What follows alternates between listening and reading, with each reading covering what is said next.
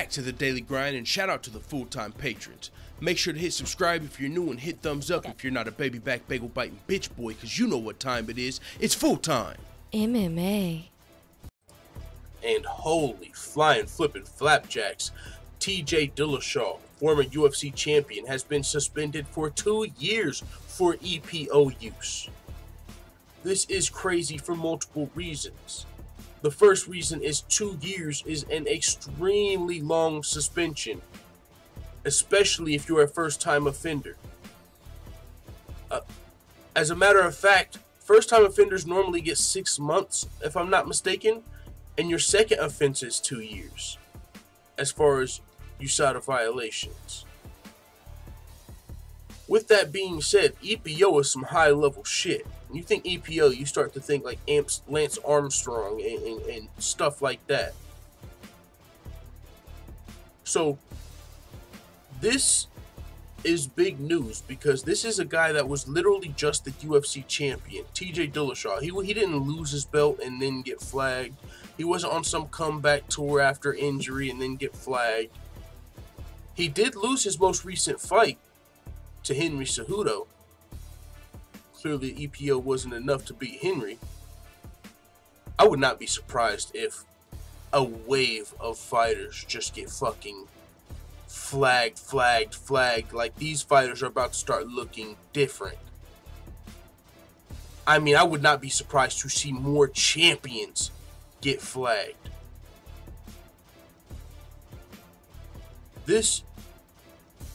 Let me break it down to you guys what's going on, because for one, the other reason that this is all crazy is the last video I made, I actually took some heat because I said allegedly USADA has new EPO testing that is able to detect microdose levels of EPO. And I said allegedly that's why Yoel Romero just got pulled from his fight with Jacare. It's being labeled an illness right now. But USADA doesn't announce publicly when a fighter is flagged. You get pulled from your fight and nobody knows what it is. So you might say it's an illness or an injury. Yoel Romero was just pulled from his fight. In the last video I made, I pulled up this comment. Hey, you want a gold nugget? I like your channel. You're dedicated for sure. Anyways, I work for the lab that USADA and WADA use for test samples. We have a new test that can detect EPO to the microdose level. Yoel Romero was just flagged for the same violation. Now, I took some heat when I brought this up, because they were like, how could you just go off of somebody's comment and announce it as news? Because I've been doing this for a while, and these type of comments don't just pop up out of nowhere. Also, I looked into it a little bit, and it also made a lot of sense. So that's why I brought it to you guys. And whenever I defended myself in the comment section from one of the people that were, you know, threatening to unsubscribe, oh, how dare you put Yoel Romero's name, and then you put John Jones's name in this video talking about steroids. How dare you? Somebody was a little upset. Looks like my source knew a little bit about what they're talking about, because if you look at the sentence in the middle, we have a new test that can detect EPO to the microdose level. Now, when you look on your screen, it says USADA suspends Dillashaw 2 years for EPO use. For what? EPO use. My source said they have what? New test that can detect EPO to the microdose level. So if Yoel Romero comes out popped, then you can officially say you heard it here first. And of course, I still said this is allegedly. But that also would make a lot of sense. Yoel Romero's a 40-year-old fighter. Everybody has questioned his physique as far as the eye test is concerned. And he's fighting 5-round wars with the best middleweight in the world, Robert Whittaker. If you know anything about EPO, it's linked to cardio. And it's linked, so yeah, it would make a lot of sense. Yoel Romero was an Olympic-level athlete. Are you telling me you don't think Olympic-level athletes have ever figured out a way to beat the system? Well, I don't think you know much about Olympic-level competition. And that's also why I say all of these fighters better be really, really careful.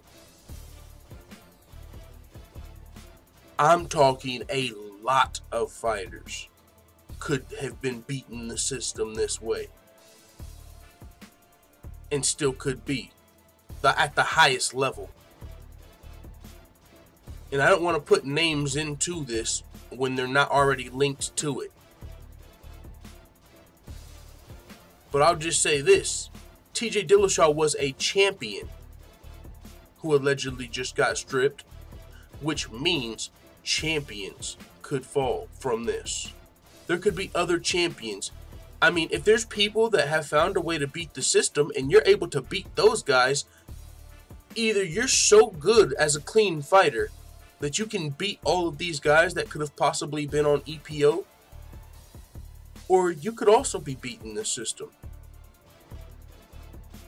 And just an example, clearly I'm not labeling any accusations, I'm just, hammering this point home. People have brought up the fact that, well, damn, Henry Cejudo just knocked out TJ Dillashaw on EPO, so does it really help? Well, I mean, I'll let you be the judge of that. All I'm saying is, TJ Dillashaw might not be the only champion that falls from this. But this is crazy. 2 years is a long suspension. And so the fact that this was for EPO use, I thought that was kind of crazy, because literally in my last video I just somewhat announced that USADA had new detections for microdose levels of EPO.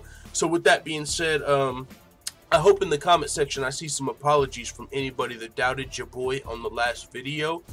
And I'll see you guys for the fight companion this weekend. It is what it is. Let the full-time family know what you think in the comments about TJ Dillashaw being suspended for 2 years for EPO use. I'm out. I'm out. This is #1 bullshit.